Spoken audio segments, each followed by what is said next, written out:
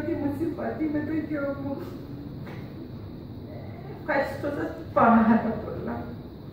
Δεν είναι λίγο πράγμα να βρίσκεσαι σίγουρα στην προπάντως στην κατάσταση να περιμένεις ένα μόσχευμα που θα δώσει ζωή, που θα δώσει καρδιά στο δικό της το παιδί. Πρώτα απ' όλα ευχαριστώ και τους γονείς που μας έδωσαν την καρδιά του γιού τους. Τους κόρες που δεν ξέρω. Μια εμπειρία η οποία θα ήθελα πάρα πολλά. δεν ξεκινείται με τίποτε. Ναι. Με τίποτε. Δεν το ξεχνώ ποτέ μου, πρωί, νύχτα, μεσημέρι, ό,τι ώρα και να είναι.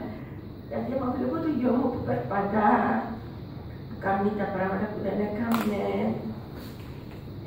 δεν έχει τίποτε άλλο απαξία.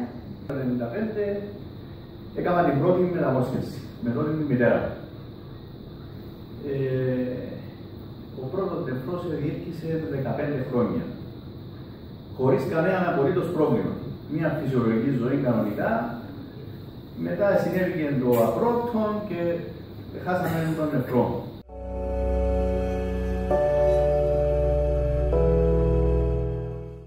Λέει μου κάτσε. Έκατσα λέω. Εγώ τώρα ούτε κατά διάνοια να σκεφτώ. Είχα ραντεβού την προηγούμενη ημέρα και δεν έπια.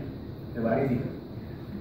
Και λέω ότι αν έκανε κάποια παρατήρηση ο γιατρός τώρα, γιατί ήταν τόσο τύπος ο γιατρός μας, λέει μου αύριο το πρωί, η ώρα 5:30 να είσαι στο Γενικό Νοσοκομείο Λευκωσίας, σας επενδύει στάδι και υπάρχει μεταθανάτιος δότης.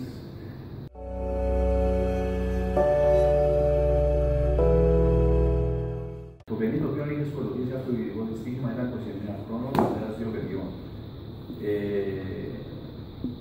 Και κατά σύμπτωση το σπίτι των πατρικών της μητέρας και του πατέρα του είναι 500 μέτρα από το σπίτι μου. Τώρα επισκέφθηκα την μητέρα του παιδιού μετά από 2 μήνες από τη μεταμόσχευση. Κατάλαβα ποιοι ήταν, διότι με έβλεπαν εγώ χωρίς να ξέρω ποιοι ήταν αυτοί οι άνθρωποι. Ήταν μία από τις, δεν μπορώ να το πω, στιγμές της ζωής μου να συναντήσω την μητέρα εκείνου του παιδιού.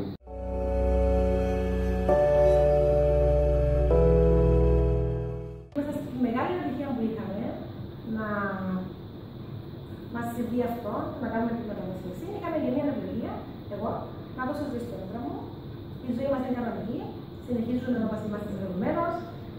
Τη ζωή μας κανονικά, κοινωνικά, να βγούμε, να κάνουμε τα ταξίδια μας, τα παιδιά μας, τη δουλειά μας. Οπότε νιώθω και εγώ ευλογημένη που μπόρεσα να το δώσω ζωή.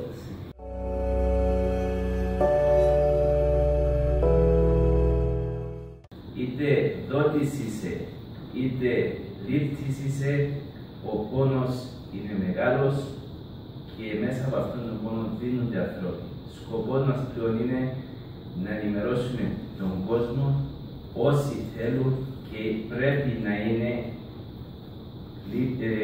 δότες οργάνων. Πρέπει να ευαισθητοποιήσουμε τον κόσμο.